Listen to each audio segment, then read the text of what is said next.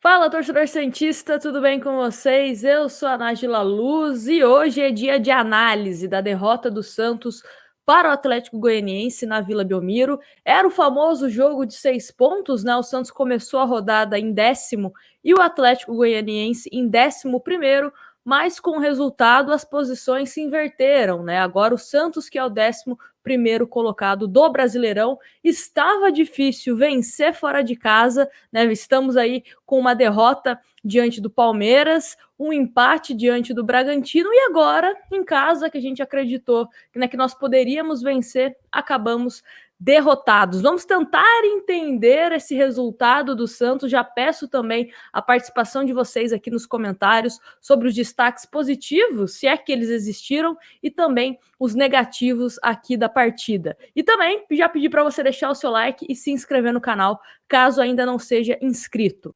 E bom, vamos começar primeiro com os números, né? Os números, às vezes, eles mostram coisas interessantes que aconteceram na partida e faz com que a gente consiga ter uma análise um pouco mais precisa. Esses dados que eu vou comentar aqui, eu peguei lá no aplicativo da OneFootball e vamos começar primeiro com a questão da posse de bola. Mais um jogo onde o time do Fernando Diniz teve mais posse de bola, 74% do Santos contra 26% do time do Atlético Goianiense. Total de chutes, que é um dado importante para a gente falar aqui em cima como que foi essa partida. 26 do Santos contra 7 do Atlético Goianiense. Porém, um dado importante aqui, mais importante ainda, 2 bolas só que foram em direção ao gol, que são as bolas na trave, né, que o Santos acabou tendo na partida, e 2 bolas que o Atlético Goianiense teve chance também, né? 2, 3 que eles tiveram durante a partida. Uma delas, o gol, né? O João Paulo acabou fazendo 2 defesas importantes também, teve bola na trave, enfim. O Atlético Goianiense chegou pouco, mas foi mais efetivo. Se a gente pegar as chances que o Atlético Goianiense teve na partida e as do Santos, o Atlético Goianiense estava mais próximo do segundo gol do que o Santos do empate ou até mesmo da virada. Aí chega outro dado importante e até um pouco chocante, né? 56 cruzamentos o Santos teve na partida contra 3 do time do Atlético Goianiense, sendo que 11, né, cruzamentos que foram completos, ou de alguma forma teve alguma participação de algum jogador do Santos. De fato, sim, tivemos algumas chances de perigo, né, de gol, mediante esses cruzamentos, mas não foram suficientes para que a gente conseguisse empatar e virar essa partida contra o Atlético Goianiense. Uma questão importante em relação às finalizações. Tivemos, né, quase 30 finalizações, só que a maioria dos chutes que os jogadores do Santos estavam realizando foram bloqueados. Ou seja, a impressão que dava que os jogadores do Santos pegavam a bola, preciso finalizar, e chutava, só que, né, parece que não tinha ao certo o que deveria fazer para que de fato fosse ao gol essa finalização, né? Vários chutes bloqueados, o Marinho mesmo foi um dos jogadores que eu acho que mais teve decisões erradas ao longo da partida pelo lado do Santos, finalizava em cima dos defensores do Atlético Goianiense, quando tinha a opção do passe, né, até mesmo um lance que ele poderia ter passado para o Sanches e deixá-lo na cara do gol, ele prefere chutar e acaba errando o chute. Então, alguns erros de decisões do Marinho, jogadores do Santos, né, amontoados, às vezes um roubando a bola do outro na hora da finalização. Então, alguns erros que acabaram prejudicando o Santos na construção desse resultado em cima do Atlético Goianiense. Outra questão que é importante avaliar: o Santos, mais uma vez, jogando mal ou não aproveitando as oportunidades contra times que jogam de uma forma mais retrancada. O time do Atlético Goianiense fez o gol, aliás, uma falha, né? Aliás, a gente pode falar a falha tanto do Luiz Felipe de posicionamento, como também do João Paulo, não tem como a gente, né, omitir ele do erro na hora do gol.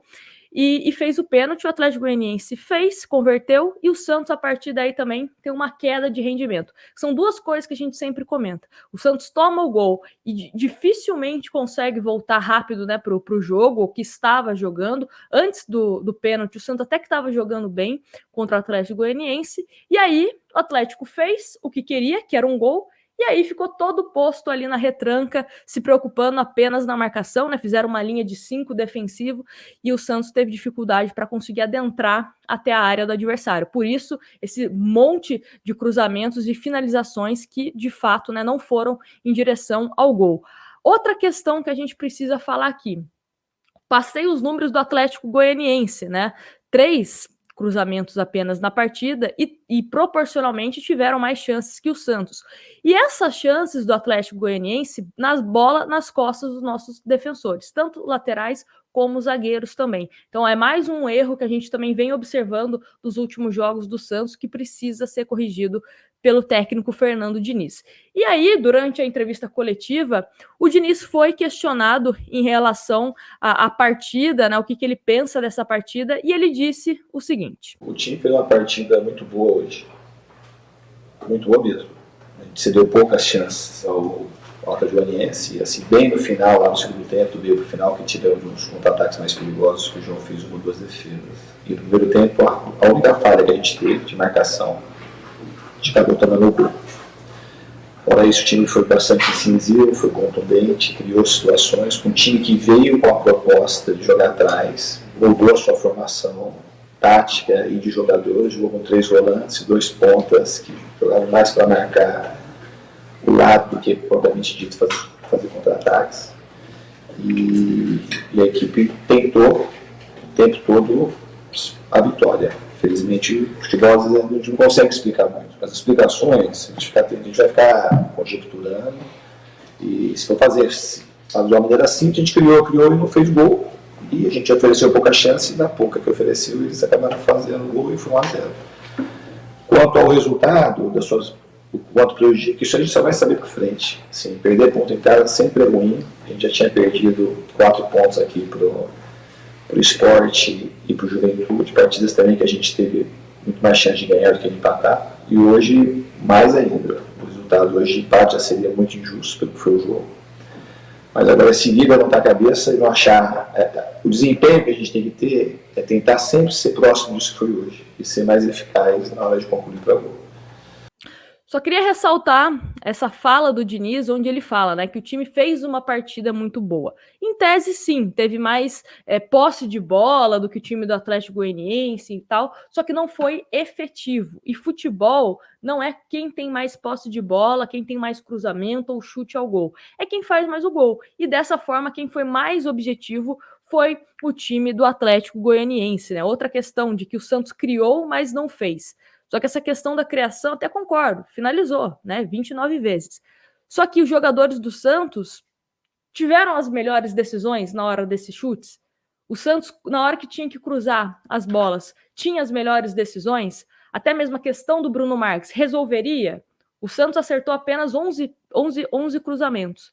Se o Bruno Marques estivesse em campo, todas as bolas, magicamente, o Santos teria acertado. Então, alguns pontos também que a gente precisa se fazer. Né? O Santos jogando com a bola ali no pé, criando triangulações, jogando de uma forma com mais movimentação, mais velocidade, é muito mais perigoso ao adversário do que apelando para os cruzamentos. Então, são algumas questões que a gente precisa falar aqui. Voltando a falar do Marinho também, Marinho está fora do próximo jogo do Campeonato Brasileiro. Será contra a Chapecoense fora de casa, porque ele acabou tomando o 3º cartão amarelo, né? Como eu falei, o Marinho tomando várias decisões erradas, indo também em questão da falta, fazendo algumas faltas desnecessárias, até mesmo no finalzinho do jogo tinha perigo dele até mesmo ser expulso, né? Tava marcando bem de perto os jogadores adversários. E a questão do técnico Fernando Diniz terminar a partida com 6 atacantes. Leio aqui para vocês os atacantes que terminaram o jogo: Ângelo, Marcos Guilherme, Lucas Braga, Caio Jorge, Marcos Leonardo. Então o Santos indo muito com atacantes. Teve um momento que o Santos estava sem laterais, vira o segundo tempo, ele tira o Luiz Felipe, né? Como eu falei, na minha visão, falhou no gol do Atlético Goianiense, né? Que é o lance do pênalti, e joga com Jean Mota e Kaique na zaga. O Kaique bem participativo, inclusive, tá parecendo mais um meio-campista do que de fato um zagueiro.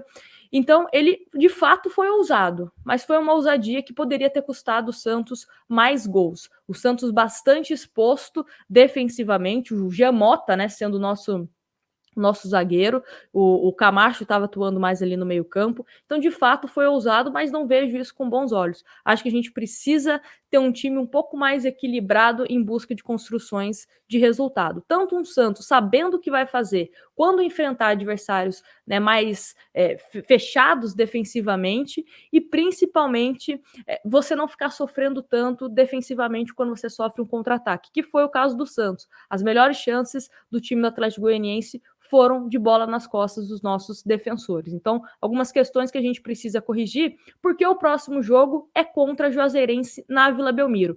E a tendência é que o time do Juazeirense seja um pouco mais defensivo do que ofensivo. Aliás, não espero o time do Juazeirense sendo totalmente ofensivo na Vila Belmiro. O Santos tem mais facilidade com times que jogam de forma ofensiva.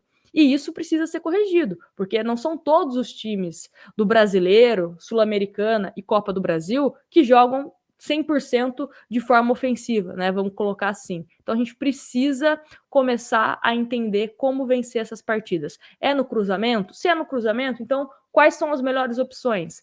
É por baixo? Como fazer isso, né?